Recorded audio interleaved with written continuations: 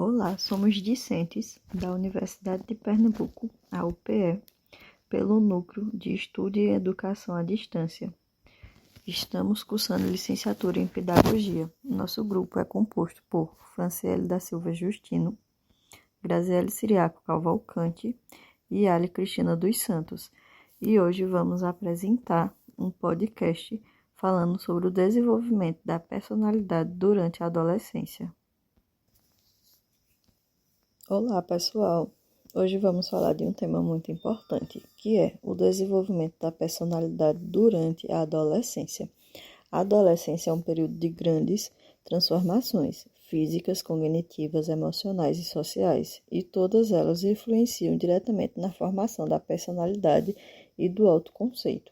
Então vamos entender como tudo isso acontece. Infância versus adolescência. O papel na formação da personalidade. Mesmo que muito da personalidade comece a se formar na infância, é na adolescência que ela realmente se consolida. O adolescente passa por mudanças intensas e precisa responder a uma pergunta central, que é: quem sou eu? Para isso, precisa lidar com tarefas como definir valores, escolher amigos e grupos de convivência, pensar em uma profissão e futuro, construir identidade sexual, escolher um estilo de vida, definir sua posição moral. Se conseguir enfrentar essas tarefas, ele se torna mais estável emocionalmente, mas isso não significa que a personalidade não mude, pois o desenvolvimento continua ao longo de toda a sua vida. Desenvolvimento do autoconceito. O autoconceito é a imagem que temos de nós mesmos durante a adolescência e ela passa por mudanças importantes. Que mudanças são essas? A adolescência precoce, que ocorre de 11 a 14 anos, onde o adolescente ele valoriza mais o físico e a opinião dos outros.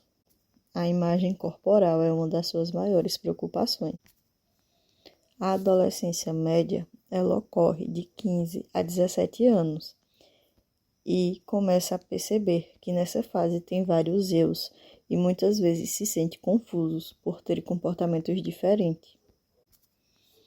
Já na adolescência tardia, que ocorre dos 18 aos 21 anos, ocorre a consolidação da identidade, onde ele começa a pensar nos valores, nas crenças, visão de futuro, com mais coerente e organizado.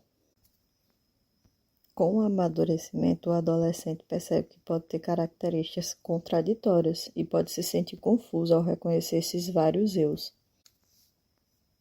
Autoestima na adolescência. A autoestima cresce ou diminui conforme o adolescente avalia suas competências em diferentes áreas, como desempenho escolar, aparência física, habilidades sociais, esporte, vida amorosa, relação familiar.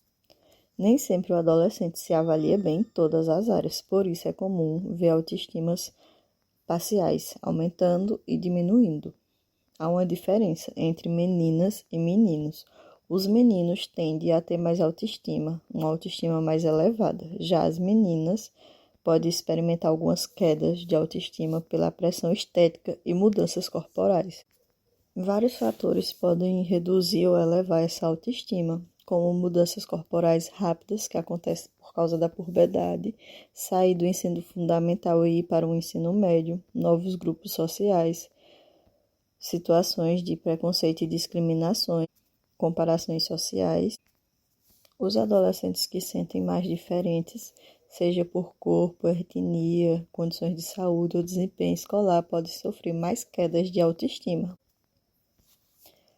A adolescência ela é um período de construção de identidade, de autoestima, das relações de visão de mundo. É uma fase complexa e cheia de desafios, mas é essencial para formar o adulto que cada jovem vai se tornar.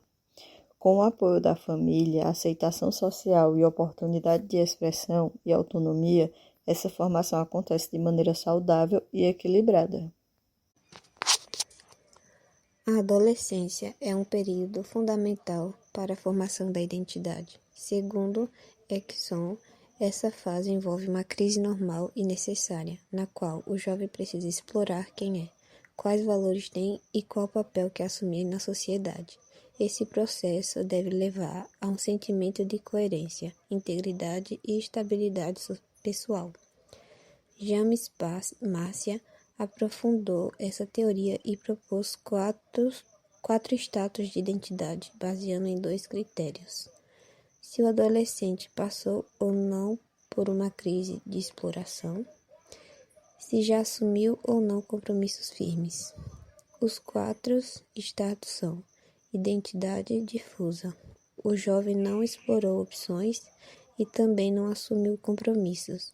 É comum ter baixa autoestima, mais ansiedade, influência no grupo e dificuldade de autonomia. Identidade hipotecada. Já adotou compromissos, mas sem explorar alternativas. Geralmente segue as expectativas dos pais ou de figuras de autoridade, podendo ser conformistas e pouco flexível. Moratória. Está em plena exploração, vivendo dúvidas e conflitos. É um período de crise normal, típico do adolescente. Os jovens experimentam possibilidades antes de se comprometer. Identidade conquistada. O jovem já explorou opções e fez escolhas conscientes e estáveis.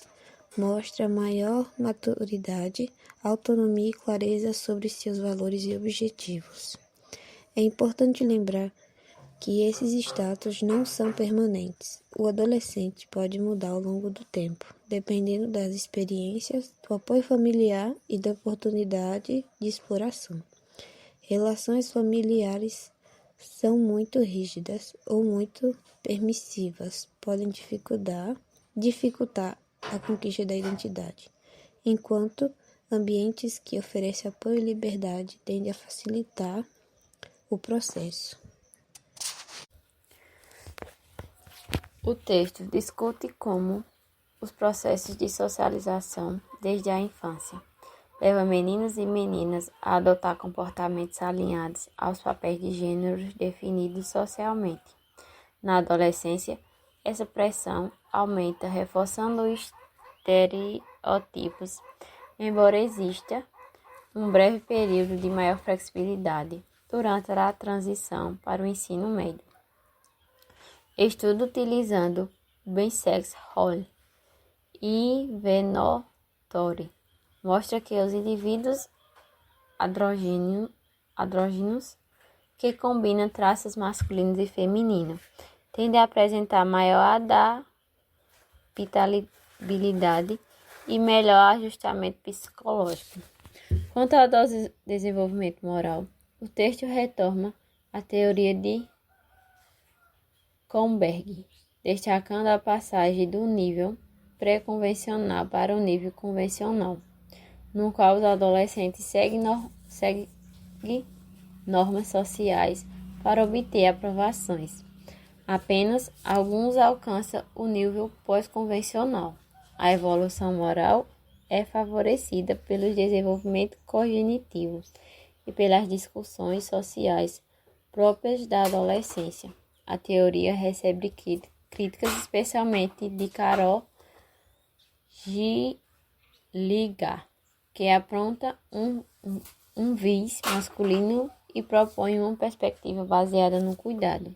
Por fim, o comportamento moral na adolescência é ambíguo, enquanto comportamentos pós-sociais tendem a aumentar. Também há crescimento das condutas antissociais, mais comum entre meninos e influenciadas pela falta de supervisão e dificuldades escolares. A hipocrisia aparente, descrita por Skids, explica a distância entre as ideias dos adolescentes e suas ações concretas.